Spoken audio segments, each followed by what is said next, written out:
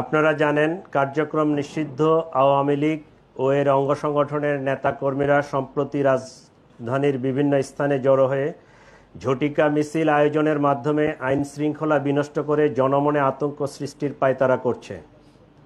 অদ্য 24শে সেপ্টেম্বর 2025 রাজধানীর বিভিন্ন এলাকায় ঝটিকা মিছিলের চেষ্টা চালায়।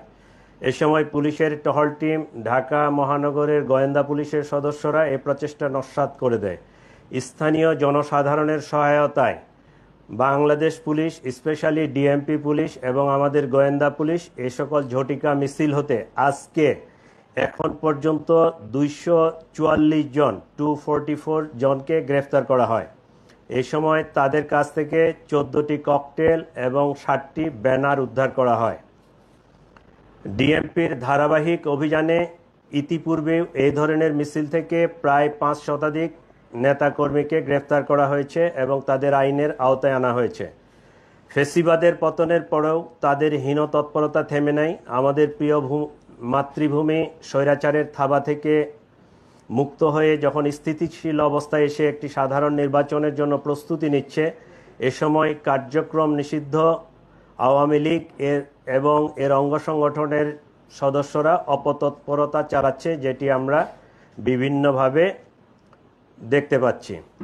রাজধানীর আইন শৃঙ্খলা স্বাভাবিক রাখতে ঢাকা মেট্রোপলিটন পুলিশ নিরলস পরিশ্রম করে যাচ্ছে।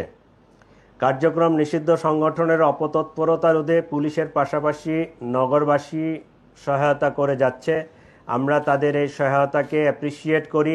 আজকে তারা আমাদেরকে বেশ ভালোভাবে সহায়তা করেছে। এই সহায়তা যেন ভবিষ্যতেও অব্যাহত থাকে, এই জন্য আমি তাদেরকে আমাদের পক্ষ থেকে, ডিএমপি পুলিশের পক্ষ থেকে উদাত্ত আহ্বান জানাচ্ছি। এবং আপনাদের মাধ্যমে ঢাকাবাসীকে আরও বলতে চাই যে আপনারা নাগরিক দায়িত্ব পালন করবেন। বিশেষ করে বিভিন্ন ফ্ল্যাটে, আবাসিক হোটেলগুলোতে, বিভিন্ন ছাত্রাবাসে এবং এই সমস্ত জায়গায় যদি কোনো নিষিদ্ধ সংগঠনের লোকজন থাকে, জমায়েত থাকে বা তারা কোনো অপতৎপরতা করে, তাহলে আমাদেরকে যদি আপনারা অগ্রিম জানাতে পারেন, তাহলে আমরা কিন্তু এটা আরও ইফেক্টিভলি মোকাবেলা করতে পারবো, তাদেরকে আইনের আওতায় নিয়ে আসতে পারবো। এইটা যাচাই বাছাই চলতেছে।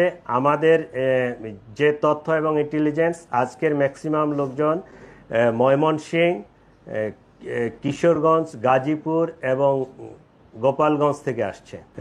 নাশকতা করবে এই ধরনের কোনো পরিকল্পনা আমরা পাইনি, বা দুর্গাপূজাকে এফেক্টেড এইরকমও না। বিষয়টা হচ্ছে, সামনে নির্বাচন চলে আসতেছে। এই মনে করেন যে আমরা একটা শব্দ শুনতেছি সব জায়গা থেকে যে ফেব্রুয়ারিতে নির্বাচন।